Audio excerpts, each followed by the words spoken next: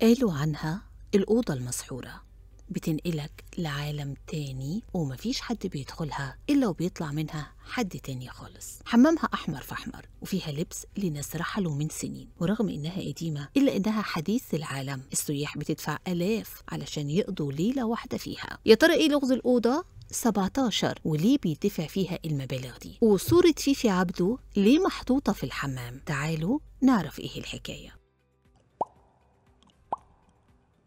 في أوضة محدش بيخرج منها زي ما دخل، أوضة رقم 17 في فندق اسمه لي رياض وسط شارع المعز في قلب القاهرة الفاطمية. أوضة شكلها عادي من بره، بس أول ما الباب بيتفتح بتحس إنك دخلت حكاية مش شبه أي حاجة قبل كده. الحيطان عليها وشوش ستات الفن اللي سابوا علامة، تحية كاريوكا، فيفي عبده، رقص وموهبة وشخصيات ما تتنساش. صورهم مش محطوطة للزينة، دي حكايات واقفة بتبصلك كأنهم لسه على المسرح بتلمع عينيهم من جوه. الدولاب جواه بدلة رقصة حمراء ترترها لسه بيبرق كأنها لابساها ورايحة على وصلة في مسرح كبير جنبها.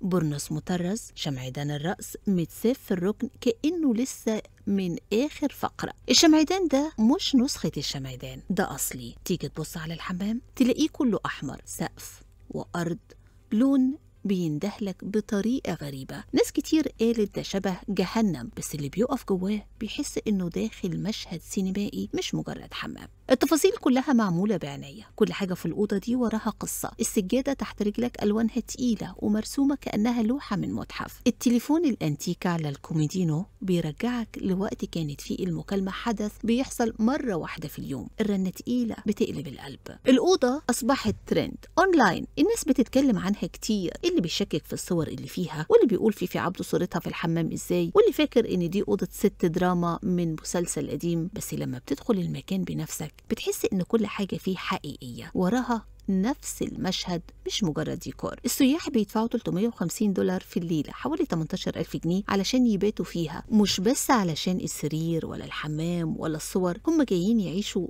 جوه تجربة حقيقية. تجربة بيقولك إن الفن مش بس كان على المسرح، الفن كان في كل تفصيلة في حياة الفنانين، بدلتهم، مكياجهم، ركن الراحة بتاعهم، وكل ده اتحبس في الأوضة رقم 17. الأوضة دي اتعملت مخصوص علشان تفضل شاهدة على زمن كان الفن فيه قيمة ورمز، مش بس شهرة. في زمن كانت فيه تحية كاريوكا بتعلم أجيال إزاي الرقص الشرقي يكون راقي، وكمان فيفي عبده بتكمل المشوار من أول صورة لحد ضي الشمعدان، من أول ضحكة في الكادر لحد ملمس البورنوس. كل حاجة بتاخدك وترجعك في الزمن وتخليك تسأل هو إيه اللي حصل للفن ده وليه أصبح ذكرى. الأوضة رقم 17 مش مكان تنام فيه، الأوضة دي كتاب مفتوح عن تاريخ مكتوب بالترتر، بالخط الكوفي، بالصور، بالريحة، بالألوان، واللي سايبينها وراهم ستات الفن اللي فعلا غيروا شكل الدنيا. دلوقتي قول لنا أنت ممكن تدفع فيها المبلغ ده وتجربها ولا لأ؟ شاركنا برأيك في التعليقات.